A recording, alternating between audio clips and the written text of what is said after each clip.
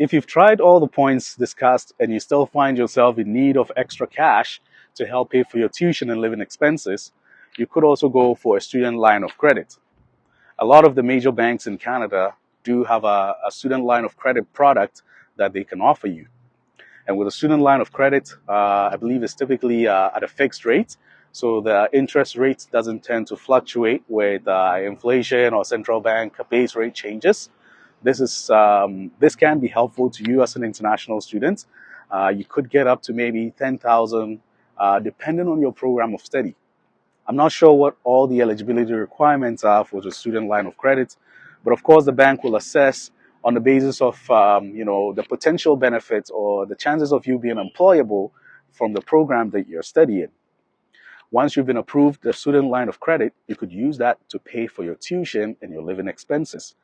Um, and because they are at a fixed rate, it's very flexible. While you're in school, you're not required to make a payment of all the money you have borrowed from the bank, from the line of credit. You could just make payment of the interest that is accrued on this line of credit. So as an example, I checked today with Desjardins, they have an interest rate of 7.70% for student line of credit. And I did the math. So if you borrow about $15,000, you only have to pay about $96 every month. So for 10 years, the student line of credit will allow you a period of up to 10 years to make payment. So that could go from when you're in school all the way to after you have graduated. And if you can't raise enough money from your part-time job or your full-time job during the summer to make this payment, you could just be servicing the interest on the loan. So the principal amount, let's say if you borrow $10,000 from your student line of credit, the principal amount will still remain $10,000 for the duration of time it takes you to make the total payment. And you could just be paying the interest accrued on it, which is a $96 monthly. I'm sure the part-time job you get will help you raise enough money to make that interest payment. Um, However, I must mention also that the student line of credit is my least preferred alternative. I'd rather be able to work and raise cash and make payments rather than going in for a loan, because at the end of the day, in as much as it is flexible for you, you're not feeling the pain out of pocket instantly. In the long run, when you calculate all the interest you'll be paying, the longer it takes you to make that payment, the more in interest you'll be paying, and principal amount still remains same. Um, yeah, so what else is available for you, those of you who are able to raise part payments? I think that is it. So you can follow them, yes, finding options to save costs, or applying for grants and bursaries available in your school to get a couple $1,000s here and there. And then also applying for a student line of credit if, that becomes necessary. I would not recommend you go get a student line of credit to buy luxury goods, because of course, you know, you're just going to end up paying more interest and it's going to be a debt on you. So in as much as I'm against paying interest, in as much as the student line of credits will require you to pay interest on the money that you have borrowed, when the bank approves you a $10,000 student loan in your account, you don't start paying interest instantly. You only pay interest on the portion of that $10,000 that you have used up. So let's say you get approved for a student line of credit of $10,000, but you only ended up using about $2,000 out of that $10,000. You only pay that 7.70% interest on the $2,000 that you have used, right? So you can get it as a backup plan, but don't touch it unless you absolutely need to, all right?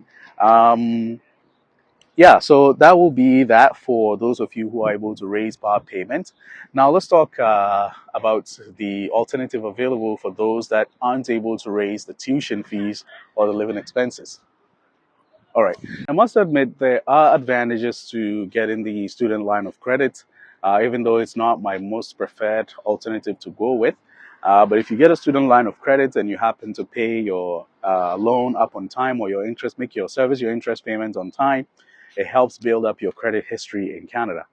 But again, don't mess with it unless you know you can pay. You can commit to making that monthly interest payment, because if you don't, in as much as it will help you build your credit history, it could also ruin your credit history if you don't commit and make punctual payments on your interest. Now, for the second part, for those who aren't able to come up with the tuition fees right from their home countries, there is a product I have seen online quite recently, and it's very interesting. It's called Empower Financing. Empower is I believe it's a loan service company or finance company that provides loans to international students or people who are interested in studying abroad. So Empower will provide you the loan to make your tuition and living expense payments. From what I saw, they could approve students for sums up to $100,000 for your studies. The eligibility requirements are very flexible. You don't need a collateral, you don't need a co-signer or a guarantor to get the loan. So, as an international student or a prospect, you could just apply for Empower by yourself without having any collateral for that. And they also have a fixed interest rate, so the interest rate wouldn't change with time as the benchmark rate increases. Um, yeah, and according to Empower, according to your website, the application process is just about 20 minutes. It takes about 20 minutes to apply and get a pre-approval. So it's going to be a conditional approval on grounds that you are able to provide all the documents that they will need to be sure of proceeding with you. So it will include things like you applying to a school that Empower works with. So you can look on the Empower website to see which are the participating schools that Empower works with. And if you have admission from one of those schools, I believe there are about 400 schools between Canada and the United States that partner with Empower. I'm unsure if they'll give you the cash in hand or they'll make payments, the tuition payment directly to your school, and maybe make the remainder of the deposit in a bank account that you can access when you're only in the country. But that is definitely an option that is available to you. So if you're really interested in studying abroad, I'm not saying do it by all means, but if you think there is something in it for you and you want to come study in Canada, and for Empower Financing, it's not just with Canada, it's with study abroad in general. So you could be interested in studying in Canada or in the US or in the United Kingdom, Australia, wherever you intend studying at. You could definitely check with Empower to see if they have a partner school in that country that they'll be able to provide you funding for. So there you go, guys. All right, then let's go to the final portion of the video where we'll be talking about the cost saving strategies. So, before I talk about the cost saving strategies, I also want to emphasize that all the options discussed for students who are able to raise part of the tuition payment is available for those of you who aren't able to raise the money at all, except, of course, for the student line of credit, which you have to be in Canada to apply for. All right, so coming back to the cost saving strategies, there are some big ticket items that are that we can't do without. So, for example, your rent and your groceries or the amount you spend on food. If you arrive in the country, a way to save cost on rent is to find someone you can share room with if your landlord agrees. As an example, while I was in school, I remember there were a few friends who had rented about a three-bedroom house, which had a basement, and there were about 10 people living in this house. So four of them were living in the basement, and the three others were living in each of the rooms upstairs. This is definitely a way to save on cash. Because there's a lot more people to spread the cost between. And then in Canada, also, it's very cold. So I find that we spend a lot on clothing or proper gear to help you withstand the cold. You definitely will be investing in clothing. I recommend that you use the used clothing store. You will find fabulous clothing there. Most importantly, you will find what you need to keep you warm during the winter. You don't have to go to the store to buy a brand new clothing.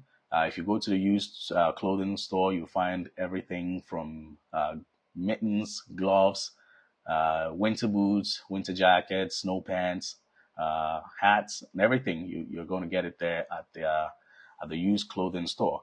And on top of that, on top of their prices being affordable, they also usually give discounts to students. So make sure to show them your student's ID. It will definitely help bring the price down further. And then finally, you could resort to using the food bank or the soup kitchen. So the food banks are like charitable organizations that provide food supplies to individuals who register with them.